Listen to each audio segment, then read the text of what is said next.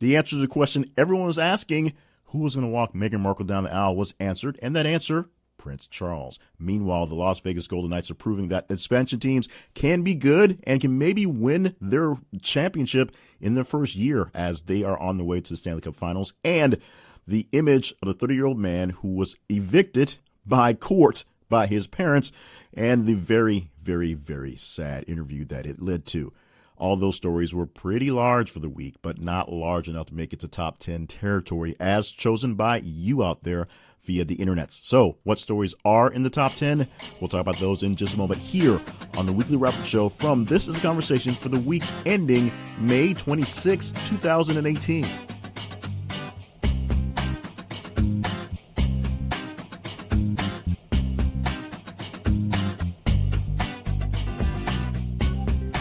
And welcome to the show. I'm Jay Cleveland Payne, your host for all things coming from thisisaconversation.com and this show, the Weekly Wrap-Up Show. And if you are a regular, it's after a sort of quick, unannounced hiatus. Unexpected stopgap in the work process kept us from getting anything done last week.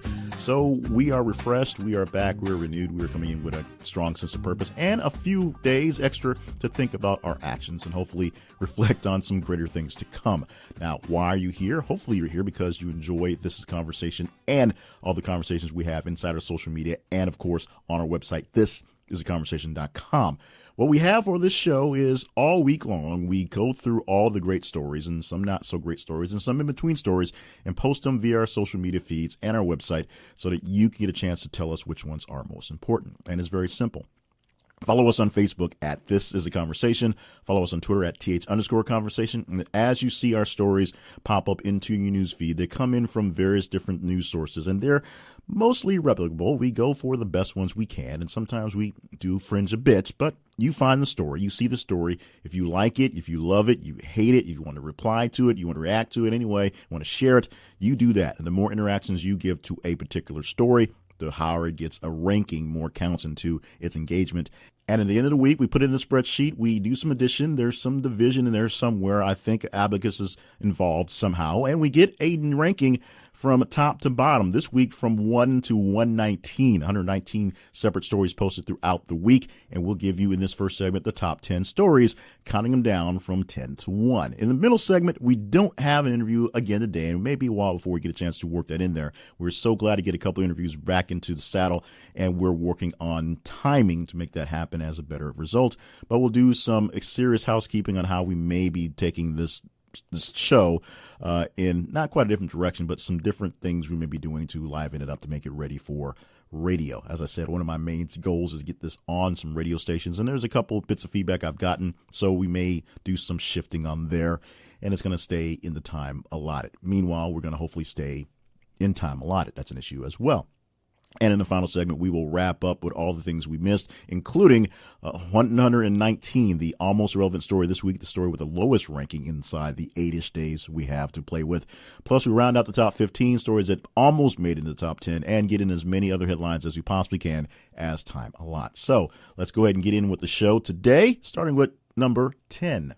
This story sourced from Reuters, but unless you've been living under volcanic rock for a while and out of the news loop, you've heard about what's going on in Hawaii. The headline for this one at number 10 is Hawaii reports first serious injury from volcano. Reading a quick bit from the actual article that we had, which we posted, by the way, on Sunday the 20th of May. Here's a little bit from that article. A stream of lava blocked a Hawaii highway on Sunday that swerves as a escape route for coastal residents, while the first known serious injury was reported from fresh explosion eruptions from the Kilauea volcano. A homeowner on Noni Farms Road who was on the third floor balcony and had his leg shattered from his shin to his foot when hit by a lava splatter, said Janet Snyder, a spokesperson for the Office of the Mayor, County of Hawaii. She added the lava splatters, quote, can weigh as much as a refrigerator, and even small pieces of splatter can kill, unquote. No other information was immediately available. Now, this, of course, brought up the whole lava bomb thing that popped up across the week, where bombs of lava, literally lava splattering into the air and hitting things and blowing up like little bitty bombs. And, of course, we also got the term that was lava and haze when the lava that was coming down the volcano was finally reaching the ocean, was turning into a haze, mixing lava with haze and causing issues such as sulfuric acid being sputtered into the air and tiny shards of glass from the hot molten lava hitting the cold water, becoming an issue for tourism. Now, the other thing about this issue is the mayor of Hawaii is saying that the governor of Hawaii saying that the Big Island is still open for business, still open for tourism, even though this national park where all the volcanoes are coming from, all the lava is coming from, is obviously closed because of issues at that location. Moving on to the number 9 story for this week. Headline: Security troops on U.S. nuclear missile base took LSD. Posted on Thursday, May 24th. This story gets a 4.26% bump in response. That's what you responded to. So you like that one, or at least responded to it that much more than the last one. Here's a quick read from that article. We sourced that from the AP. Washington. One airman said he felt paranoia. Another marveled at the vibrant colors. A third admitted, I absolutely just loved altering my mind. Meet service members entrusted with guarding nuclear missiles that are among the most powerful in America's arsenal. Air Force records obtained by the Associated Press showed that they bought, distributed, and used hallucinogen, LSD, and other mind-altering legal drugs as part of a ring that operated undetected for months on a highly secure military base in Wyoming. After investigators closed in, one airman deserted to Mexico. Of course he would. A quote, although this sounds like something from a movie, it isn't, said Captain Charles Grimsley, the lead prosecutor of one of the several court-martialed. A slip-up on social media by one airman enabled investigators to crack the drug ring at F.E. Warren Air Force Base in March 2016, details on which are reported here for the first time. 14 airmen were disciplined. 6 of them were convicted in courts-martial of LSD use or distribution, say that 3 times fast, or both. Our number 8 story this week, also sourced from AP, although it was, of course, everywhere, and also posted on Thursday, May 24th. Trump pardons late boxer Jack Johnson. This one gets a bumper response from the 9 of 5.1%. Here's a bit from that article from that day. President Donald Trump on Thursday granted a rare posthumous pardon to boxing's first black heavyweight champion, clearing Jack Johnson's name more than 100 years after what many see as a racially charged conviction. The quote, I am taking this very righteous step, I believe, to correct a wrong that occurred in our history and to honor the truly legendary boxing champion, unquote, Trump said during the Oval Office ceremony. He was joined by WBC heavyweight champions Deontay Wilder, retired heavyweight title holder Lennox Lewis, and, of course, actor Sylvester Stallone, whom Trump credited with championing the pardon. Trump said Johnson had served 10 months in prison, quote, for what many view as a racially motivated injustice, unquote. Another quote from the president, it's my honor to do this. It's about time. We do believe it's about time. This is something that people believe that President Barack Obama should have done. It would have sort of made sense in that case. Something that people believe that should have been done way back in the Clinton days. But it's taken a long time, and maybe there's more politically charged issues in this than we think. Maybe it's because Trump wanted to meet Sylvester Stallone. Maybe Trump wanted some sort of diversion to other things going on. But Trump, who is big on spectacle and big on shows, put a big spectacle and a show on this, although it is something that was truly needed. Of course, what he was charged for was taking his white girlfriend across state lines for cruel acts or basically sex acts, things like that. So that was what he was charged with. He spent this 10 months in prison of a 12-month sentence. And, of course, he died in the 40s. Our next story is in the 7th spot, but it's a virtual tie with the number 8 story. It gets a bump in response of 0, actually, but gets slightly response for having a higher count with engagement. The numbers get skewed back and forth, so it's slightly higher, even though the actual number count is exactly the same. But here's the headline. 21-year-old Gleyber Torres homers twice off of 44-year-old Bartolo Colon. This story we received from the MSM Sports page, but this also all over the place. And let me read from this one because this is a very interesting one, and it shows that, yes, we all get older, and sometimes our age does catch up to us in odd ways. Yankees second baseman Gleyber Torres was born December 13th, 1996. That year, Bartolo Colon, who turns 45 years old on Thursday, was wrapping up a season he spent at AA Canton, Akron, and AAA Buffalo. He would debut in the majors the following April. So the year that Torres was born was the year of the debut for Bartolo Colon. Let's go to the next paragraph. In a clash of generations, the 21-year-old Torres and Colon squared off on Monday as the Yankees visit the Rangers. Torres won the battle twice, drilling a 2-run home run off Colon in the second inning and a solo shot off Colon in the fourth. Colon wound up giving up 6 runs in total on 8 hits, including 4 homers, and a walk with 4 strikeouts in 5 and third innings. So there you go. It is a testament to age. We all eventually give up to the battle with Father Time, who is obviously undefeated in all cases. But it also shows the generations that are coming up can be a little bit stronger and can really kind of get under your skin. Literally, the day that Torres was born, Bartolo Colon was getting ready to make his major league debut. So 21 years into the majors, the 21-year-old is showing him up on the mound. Another story we seem to source from MSM Sports. It seems to be a big hit for this week. This one came out on Wednesday, May 23rd. The headline is Milwaukee Police Release Footage of Cop Using Taser on Sterling Brown. This one gets a bumper response from the 7-8 of 1.94%. That's a jump into the 6th spot here. Reading from the article that we have from MSN Sports. Milwaukee Police Department released on Wednesday highly anticipated body camera footage of one of its officers using a taser to subdue Milwaukee Bucks guard Sterling Brown in a Walgreens parking lot early this year and said it determines members of its force acted, quote, inappropriately. Police Chief Alfonso Morales said officers, quote, were recently disciplined, unquote, without providing details. Officers used a taser to and arrested Brown, now 23, in the early hours of January 26 after the arresting officer noticed the athlete's car parked across 2 handicapped parking spaces at a local Walgreens. Soon after, the officer later wrote in a police report, Brown emerged from the store and stood within arm's reach of him, refused repeated requests to step back, and became, quote, very aggressive. More from the article, because this was a big deal. The officer subsequently called for backup, after which Brown physically resisted officers' attempts to handcuff him and was taken to the ground in a controlled manner, the officer said in the report. Brown continued to resist while on the ground, and as a result, the officer said a taser had to be emptied to get Brown in control with handcuffs. Brown was booked and received a $200 parking ticket, but after looking at the reports and body camera footage, authorities decided against the arresting policeman's request to have Brown charged with obstructing an officer. An internal affairs investigation was opened soon after, as one would expect. So a parking violation, parking doubly in a handicapped spot, got a NBA superstar tased. Yes, that happened here in America. We move on to our number 5 story this week. This gets a bumper response, 126.6% from the 6th story. And trust me, the numbers get even crazier from there going on to number 1.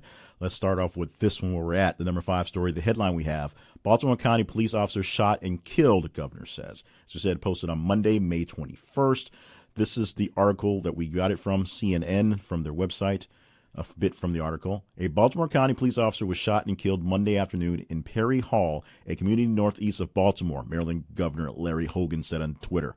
Suspects are still at large, according to Baltimore County Police Chief Terrence Sheridan. The incident took place around 2 p.m. when the officer responded to a 911 call about a possible burglary with 4 suspects, Sheridan said.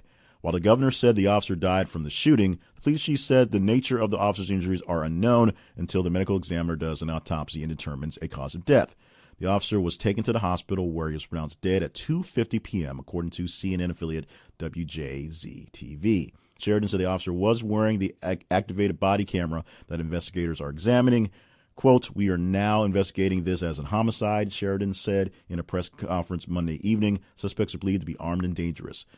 There's no real update to this one, so we don't know the full story or fuller story past this, but we received this one, and this was just one of many deadly stories that were on this week, and most of them on the high end of the top 10. We'll see that come moving forward in just a minute. Now we're on to the 4th story for this week. This gets a response of 2.52% from the 5. The headline, former Russian spy Sergei Sherpa discharged from hospital. Friday, May 18th was the day we posted this one. Here's what we have from USA Today. Former Russian spy Sergei Sherpa has been discharged from a British hospital more than 2 months after he was poisoned with nerve agent, officials say Friday. Sherpa, 66, and his daughter, Yulia, 33, were found unresponsive on a bench in Salisbury in southern England on March 4th. The two were taken to Salisbury District Hospital in critical condition. Yulia Sherpa was discharged from the hospital last month. Salisbury District Hospital announced Friday that both patients have been released. The father and daughter have been taken to an undisclosed location for their safety. Now, the backstory on this, I won't go into the full article we have. The backstory is the fact that Sherpa, which I'm totally butchering, is a former Russian spy. We said it in the article. And because of that, the Russians don't really like him living freely in London. And so they found a way to get at him, and they've been doing this thing pretty recently. The nerve agent thing is kind of their current little deal, maybe because it works so well for Kim Jong-un killing his half-brother that, the Russians say, hey, this thing might be something worth doing. And so they found a way to discharge or give the nerve agent to the spy and his daughter, who almost died from the incident. As we said, the number 4 story for this week is the Russian spy is now out of the hospital doing much better, but we can't tell you where he is because, well, one attempt at his life is more than enough. We will cover the big school shooting in just a moment. It turned into a super story, and we'll get into how that happened as we get there. But first, what looked like to be a very quick copycat turned into something a little different, but still just as violent and deadly. The original headline, multiple people shot at Mount Zion High School, police say. The updated headline was 2 arrested in shooting near Clayton County School after graduation. This story is the number 3 for the week. It gets a bumper response from 4 at 34.84%. We posted this on Friday, May 18th. So let's get to the story. We got this from the Atlanta Journal-Constitution's website. Here is the updated story. Clayton County Police have made 2 arrests in Friday night deadly shooting in a parking lot across the street from Mount Zion High School. The names of those arrested and the charges are not being released, as additional charges are expected, Clayton Police spokeswoman officer Marcia Davis said. One woman was killed, another was injured when gunfire was exchanged around 8 p.m. The lot at the high school was being used as the overflow parking for the Perry Career Academy graduation at the Clayton County Performance Arts Center, which is across the street on Mount Zion Parkway. Perry Career Academy is an alternate high school in Jonesboro. The ceremony had recently ended when the women were shot, but the incident was not related to the graduation of the high school, according to the school district. So while we thought initially this was posted as a school shooting late at night, and then we heard it was at a graduation ceremony, we're finding out that it was not so much related to the graduation ceremony or the school, yet still a very, very dangerous situation. So thoughts and prayers go out to all the people dealing with the aftermath in that response. Unfortunately, the headlines get deadlier and deadlier as we get closer to the top. Let's go to the number 2 story right now. Originally posted, Panama City police respond to shooter barricaded in apartment complex. This was updated to this. Florida police report 2 dead after standoff at Panama City apartment complex. The update to the story.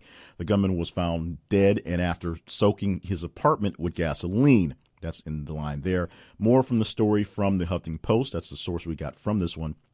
A Florida man suspected of killing one person and injuring another has died inside an apartment complex in Panama City. The Bay County Sheriff's Office responded to Huffington Post. Authorities were surveilling Kevin Holroyd's home in connection to a homicide in nearby Walton County earlier on Tuesday. City officials confirmed to HuffPost. The Walton County Sheriff's Office identified the victim on Twitter as 30-year-old Clinton Street in Santa Rosa Beach. BSCO and Panama City Police Department were watching Holroyd's residence on Beck Avenue when another resident of the Briarwood Apartments reported smelling gas fumes. Upon approaching Holroyd's home to investigate, the suspect fired upon law enforcement officials from a second-story window and began an hour-long standoff with authorities. Photos from local publications showed police officers lying on the ground and taking cover behind vehicles with guns drawn. The scene of the shooting was roughly 40 miles southeast of where Street's body was discovered earlier Tuesday. Multiple agencies responded to the scene, including Florida's Fish and Wildlife and Florida Highway Patrol during the standoff. So this became a very, very big thing. It goes into bigger details of the full story, the full standoff, just the craziness that went on that day. Posted on Tuesday, May 22nd, and this one was also a pretty big jump from the 18.54% from that story. It just seemed like a very deadly weekend. We couldn't really explain it. And then, of course, we'll get to the number 1 story, which is actually a super story for this week. We combine 2 headlines. Headline number 1, shooter reported at Texas Santa Fe High School. And number 2, Texas school shooting suspect identified as 17-year-old Demetrios Pagorturis. They were together the top two Twitter stories, and combined they were a super story. This one gets a bump in response from the number 2 story of 184.87%. From the number 10 story, which was the person injured in Hawaii's volcanic activity, that bumped up by 1,000%, 1,033.67. And from the 119 almost relevant story, that one is 11,010% jump in response. And we'll talk about that story, of course, in the third segment. But we told you the 2 headlines we used initially when it came out. This is the headline that changed from the second headline that reportedly gave the name of the boy. It actually changed the headline to, in the update, student kills 10 at Texas school, says he targeted kids he didn't like. This is coming from USA Today. Here are some details from the story, this second iteration of the story. A shotgun-toting teenager opened fire at a Texas high school Friday, killing at least 10 people and leaving a cache of explosives in and around the area. 9 students and 1 adult were killed at Santa Fe High School in Santa Fe, Texas, amid gunfire that erupted before classes began, a law enforcement official not authorized to comment publicly told USA Today. The suspect was later taken into custody. 10 other people were wounded, Texas Governor Greg Abbott said during an afternoon news conference. Quote from the governor, "We come together today as we deal with one of the most heinous attacks that we've ever seen in the history of Texas schools. It's impossible to describe the magnitude of the evil of someone who would attack innocent children at the school." The attack once again heated up opinions about gun control laws and how to stop America's gun violence. As we said, this was 2 stories in one put together. There actually were some other headlines attached to this or around this subject that we didn't add in here because we didn't think it would make that much difference. They were pretty much middle of the road of what was going on totally. But because these 2 stories are literally 1 and 2 and were so high in the response, we went ahead and made them a super story and put it out for there. As you may have noted, there was no high Facebook story in the top 10. We'll discuss that in just a bit and get into some other things with our housekeeping for the week. So thank you for, of course, helping us make this top 10 the most important stories, as we say, as per you. And we don't just say that, we make that happen. Or you make that happen by just following us on social media. Twitter and Facebook, you respond, you react, you reply to the stories, and those interactions give us what's the most important stories of the week, not just what the chyrons are stuck on TV. Because, yeah, we know that Trump did a thing. Trump does lots of things. He even did a thing in the top 10 this week, but it wasn't the thing you were expecting, if that makes any sense.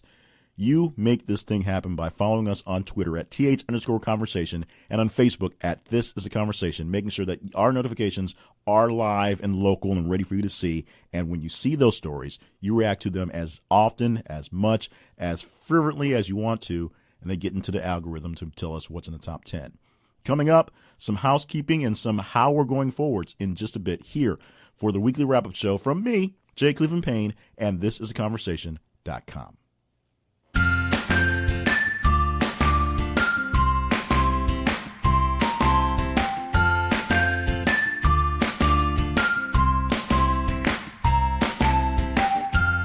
It's been a while before I did any hyping of the website. This is theconversation.com, the main website, because we've been doing some changes, some shifting, some meandering, some mucking around, to be honest, on the purpose of the site and what we do for our full mission. We've put more focus on this podcast and reaching out to the community for you, but we're now starting to reach back out and look for more people to do the survey stuff. We didn't really kill the survey panel, but we're looking to do more things that are more informal type surveys. We're looking for more informational surveys. We're not going to do as many of the paid things. People who are in it are still in it to take care of what's going on.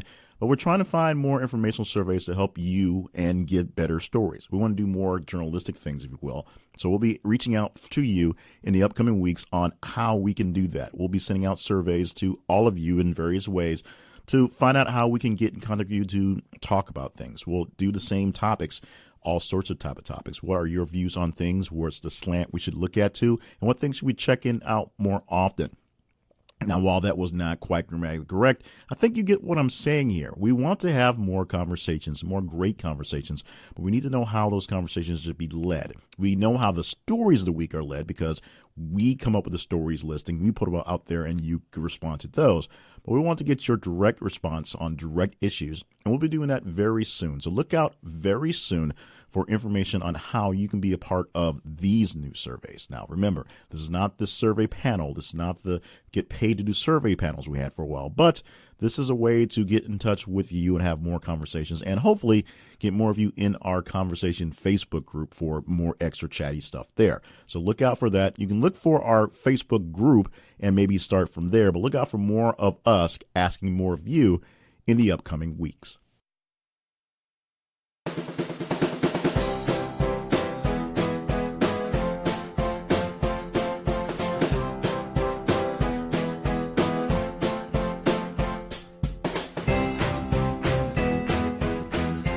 Our last interview segment had a man named Chuck Walters on. He is a part of a podcast called Rants and Raves, and he has a very vibrant community with his co-host Karen, and they do a lot of back and forth and a lot of really detailed stuff. If you haven't checked out the Rants and Rave podcast, this is one where I heard one episode, picked it up as I do randomly from some of the other podcast groups I'm on Facebook and other places. But this was one where I turned it on and listened to a full episode without stopping. It was probably 35 minutes or so without interruptions, and instantly started tweeting about it, Facebooking about it, telling folks about it. And when they put a link to join the group, I would gladly accept it because I was so jazzed about it. It's the most fair and balanced and used on purpose podcast there. So there's another plug for Rants and Reasons podcast. Go find it. It's on Podbean, it's on Stitcher, it's on iTunes, wherever you want to look for there. In the meantime, we had an issue with that interview, and the issue was the fact the interview was extremely long. I've been working to tighten up things, and brevity has been the buzzword here.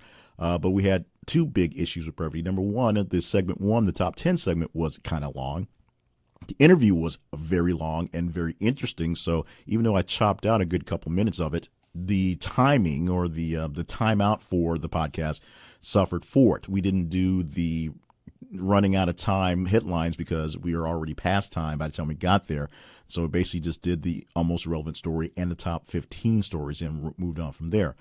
Now, remember, if you are a longtime listener to the program, we've been trying to put this show on the radio. I am a radio person. That's what I do. And my big goal is to make this something I can use for a radio broadcast. And in the process, bring more people in on conversations to build up the overall This Is a Conversation brand.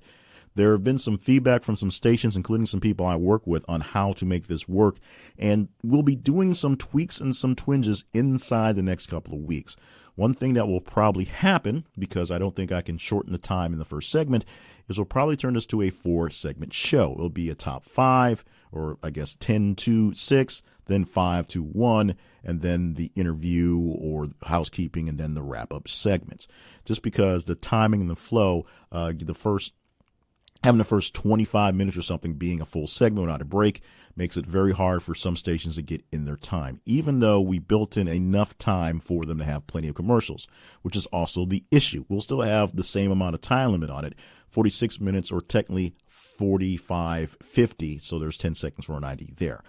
That's essentially what we're looking at, how to make that work to our advantage, keeping things going. We like the way things go. The biggest issue is getting more interviews, because it's the interviews, I believe, that makes this thing really special. It's great to have you guys pick and choose the stories that go into it, but the fact that we do the brackets game in the interview segment, and it's a chance to do interviews with various people, it's a great thing for the podcast. Now, the big hang up on this is the fact that they have to be people who are kind of knowledgeable about a good chunk of the news, and you've seen from or heard from some of the people who really aren't that knowledgeable. Luckily, there's something in there that catches their attention that they can talk to. That's why we take the diversity of figuring out which stories come from you and then parsing them out so they get a chance to pick from the list and not just talk about all the stories, or we'd be here all day long. So we're working not even behind the scenes with you, I guess, and we're working to send out information from you on how things work out. But we're probably going to turn this thing into a 4-segment show, so I have to do some finagling, some maneuvering for that one, which, might mean more commercial breaks, more interruption breaks inside the show. but the timing of the show will still be the same amount of content and live read commercials inside of the content, about 45, 50 there. That's something we're working at. We're also looking for interviewers or interviewees, people to be interviewed. I guess I'm the interviewer. So if you are a listener or you are a person who knows some people who are into the news and news podcasts and just current events, or they just want to sell something, I'm down with that. If you want to promote something, here's a way to promote something to a diverse audience that is literally global. Some of the bigger numbers we have, oddly enough, come from Australia. But we have a lot of numbers that come from the European places and some from some Asian spots that you would not believe. We are pretty big in Indonesia. I'm not sure why that is, but we apparently are. We've had some very major stories pop up from the areas there, a lot of Bollywood type stuff. And I think a lot of it pops up on the stories that we have, and because we're placing more stories in the wee hours of the times where I live in Central Time, which is basically middle of the day on the other side of the world, even though the stories may be a day or a day and a half behind in some cases by the time we get here, there's still big stories around the pond or across the way, or however you want to say it. So that's how it's there. So until I can get my tour stops going and hit all the great spots around the world and really show what we have to get going on, all I can do is rely on you. So another bit of behind-the-scenes stuff is that we're doing some consolidating for the business side of what I have going on. To make a long story very short, I've been contracting a lot of things to make things work out. Some things are actually working very well that we just sort of put the kibosh on to let some other things grow a little better, and some things weren't working as great as they should have. So to contact me directly to me, the best way to do it is to go via the main website, jclevelandpayne.net. That will be alive for as long as I can keep it going. But we have gotten rid of some of the back office work there. So email me at jclevelandpayne@gmail.com for a while. We're going to pay for the back office again in a bit.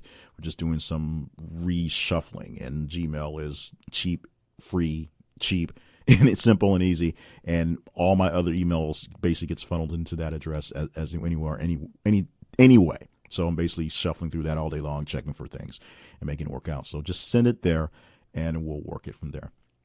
I hope I've not missed anything important. If I have, you guys can let me know, of course, at jclevelandpayne@gmail.com. And just thank you once again for being a part of what's going on and listening to what we have going on and giving responses. I've really loved the replies and the responses and ratings and reviews we got off of iTunes the last couple of weeks. We were able to get into some groups where we were able to kind of share the love of the show and give some straight critiques to some other podcasters. So in that way, we expanded on the knowledge and people out there. And we're doing more things to reach out to you guys as well. So in the next segment, and we're going to keep it in the last segment to keep people listening. Although, yeah, I know you can fast forward. In the next segment, we're going to shout out to some Twitter and some Facebook users.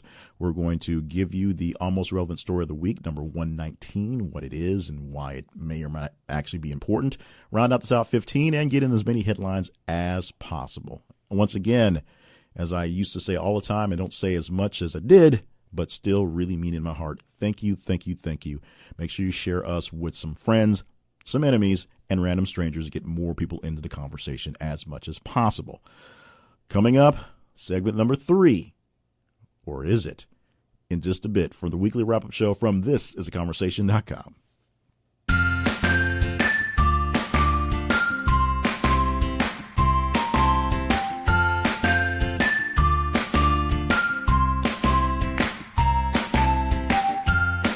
Smart speakers, smart TVs, smart watches, smart clocks, smart TVs. We've said that already. Smart refrigerators. So many devices are coming up that are quote unquote smart. That means they are internet enabled, the Internet of Things, if you will, that you may have some issues with all these things talking to each other or talking the right way to themselves and eventually to you.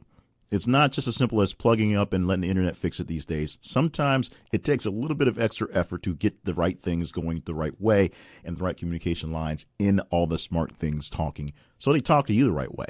And Pulse can help you out. Pulse started out as a company that showed up to do your cell phone repair on instantly. You called them up, they came in, they fixed it, they walked away. They added into plenty of great features and plenty of great services, including setting up TVs and smart speakers and home systems and networks of all sorts. So all you do is make one call and you tell them what items you have to be connected. They connect them, they set them up, they do what they need to, and of course they still fix cell phones. So if you want to get a little help and get all your smart things smarter, then just contact Pulse and they'll take care of it. And the best way to do that is through us. Go to thisisaconversation.com/PULS. Thisisaconversation.com/PULS for a great deal on great setups for home setups and just repairs of various smart things from Pulse.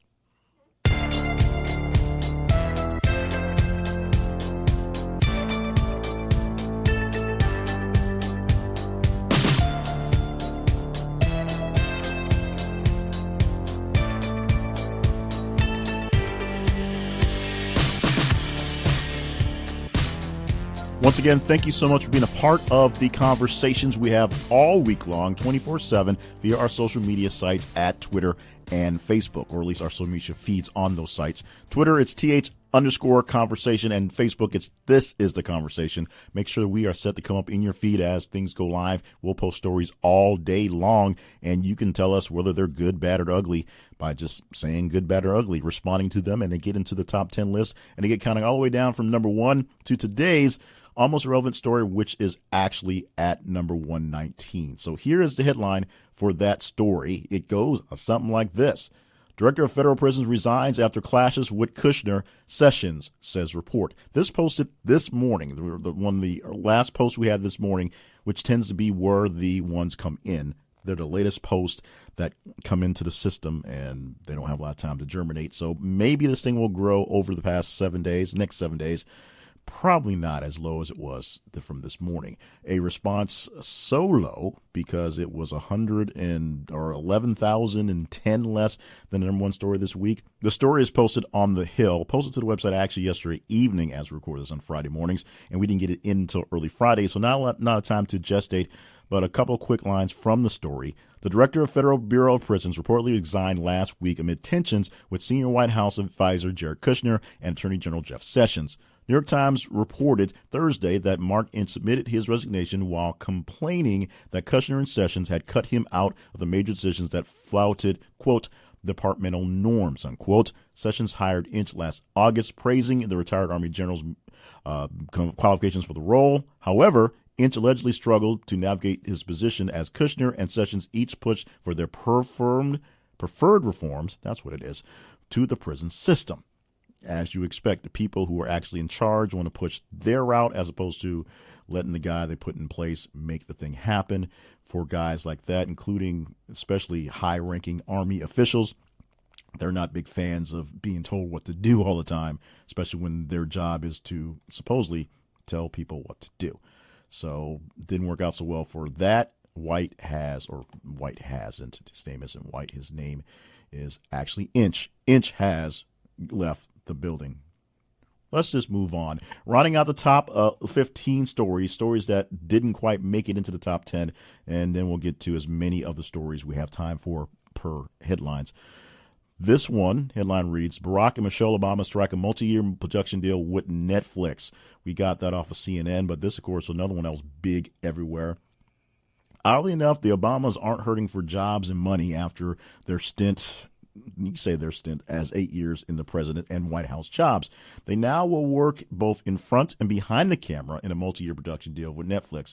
They're going to produce some things, and they're going to be in some things. Something Barack Obama said in a speech yesterday is going to use his new position, his new role, if you will, to highlight some stories of people who aren't getting the attention. Essentially, do some social justice stuff as a way to combat the social justice being undone by Donald Trump as he tries to basically undo all administration things from Obama's administration. We'll see, as we often say, how that all works out. Moving on to what was the 12th story this week, and this was the story wrapping up, although it was early in the week, the culmination of joy and love that was the wedding between Meghan Markle and Prince Harry. The headline we put down, Prince Charles walked Meghan Markle down the aisle at her part at wedding to Prince Harry. Now, there was a whole lot of Prince Harry, Meghan Markle wedding stuff going on, and that didn't get into the listing. But we're going to focus on this one because this was a very big thing. It was down to the last minute trying to figure out what was going to happen in this thing. Remember, Meghan Markle's father, who lives sort of secluded in Mexico, got duped by some paparazzi guys to put up some fake pictures of him supposedly getting ready for the wedding, and that got exposed as fake, and they exposed him as a fake, and they did all this stuff on there to find out that he was having heart surgery 2 days before the wedding was happening and couldn't come anyway. So the kerfuffle about whether the father was uninvited didn't really make a difference because he literally could not travel. There's a good bit of strife on both sides, but it's a little weirder on dad's side and mom's side, apparently. But we found out that Meghan Markle, of course, walked most of the way by herself, and then Prince Charles basically finished up the act, walking her down the aisle. Let's move to the number 13 story this week. Canada restaurant explosion. 15 people injured at Bombay Bell near Toronto. We go to CNN for this one with the updated headline. 2 men wanted after blast injures 15 people at restaurant near Toronto. Of course, updated from the 10. Manhunt is on in Canada after 2 men detonated an improvised explosive device, injuring 15 people late Thursday inside a restaurant in Mississauga, Ontario, near Toronto, police said. Quote, there's no indication this is a terrorist attack. There's no indication that this is a hate crime, Peel Regional Police Chief Jennifer Evans said during Friday morning's news conference. At this time, we haven't ruled out anything as we start our investigation. We posted this one, oddly, on Friday, May 25th, that, of course, being today. So something very big happening. Big enough to move into the top 15, number 13 exactly, but not quite big enough to move into the top 10. The number 14 story, which is my favorite story of the week. It is the biggest Facebook story of the week. Unfortunately, it didn't have enough Facebook juice to pull it into the big top 10, and I would have loved to have this as a choice in the brackets. We had the brackets this week. This was just a story that was just too good to live up to. In fact, I posted on my personal Facebook page a post as it came down when I saw the story, which had the clipping in there, that whoever you pray to, whatever deity, he, she, it that you want to pray to today, make sure you thank him for providing this clip and making sure this was put on video. Here's the headline as we posted it. The 30-year-old man still living in his parents' house appeared on CNN, and it was painfully awkward.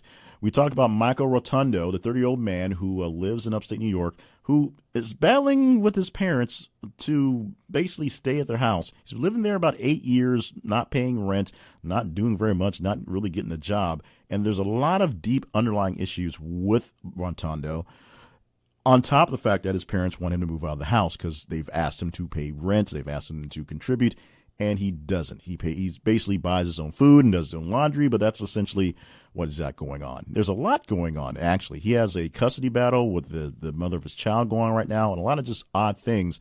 But he doesn't want to move out of the house. He doesn't seem to want to work, doesn't want to contribute anything financially to his parents, and they had to take him to court, like old Judge Wapner style, and the court decided that he should be leaving the house. And so very soon, he's going to be leaving the house. But what made this whole story even weirder or worse or awesome, if you're like me, is that he went on television, the TV, with CNN's Brooke Baldwin, and Brooke Baldwin did her standard straight-up interview thing, and he was just weird. And this is one of those things where I'll talk about in my Mastering Your Message course about open-ended questions, or not asking open-ended questions. Essentially, you're not supposed to ask yes-no questions because people will say yes, no, and won't actually go into the question, when real people who do interviews know how to follow up. This guy just did yes, no questions, 2 questions that were open-ended, that allowed for him to explain it, and he wouldn't answer very much. He stopped to drink a bottle of water in the middle of a sentence and things like that. It was painful. It was horrible. It was the most glorious interview I've seen in weeks on television. Moving on to the number 15 story this week, and this is another awesome story as well. The Vegas Golden Knights are headed to the Stanley Cup Finals in the first year of existence. And this is something that is amazing. As a sports fan, we do a lot of sports here. It gets on here all the time. And as a somewhat hockey fan, I watched during the playoffs, and I watched the big storylines. Of course, here in the South, we had the Nashville Predators have their run about 2 years ago. The world itself and the Stanley Cup fighters, the hockey fans, are very much either stunned. They're all basically stunned. They're either all for it or up in arms because this expansion team, the first to ever go to a championship game in their first year in any sport, the Las Vegas Golden Knights, playing in Las Vegas, playing as a bunch of scrappy players who all thought they were cast-offs, have a chance to win. Now, here's the other thing. The Washington Capitals with Alex Ovechkin, who is the only guy basically second to Sidney Crosby, which is saying a lot with those two guys, who basically doesn't get a chance to play for any titles because he always gets bounced pretty early. This is the first time he's made it to the Stanley Cup Finals, and he essentially should be the hero, but he's set up to play the villain if they can beat the Golden Knights. The Golden Knights is maybe set up for bandwagon status, but you know what? There's always a few extra seats on a bandwagon, if you know what I mean. And if you know what I mean about time, we are all out of time. So no other extra headlines for today. Got a little long in the back segment. Well, that was weird. Thank you so much for being a part of the conversations and the weekly wrap-up show. To be in it, to make sure your vote counts, make sure you follow us on Twitter and Facebook, th_conversation and This Is a Conversation, respectively. And make sure you react to the stories as they come down your feed. Share the feed, share the story, share the love, share the podcast with friends, enemies, and random strangers so we have more people conversating. And be here next week. Subscribe, like, love us so you can get more conversations.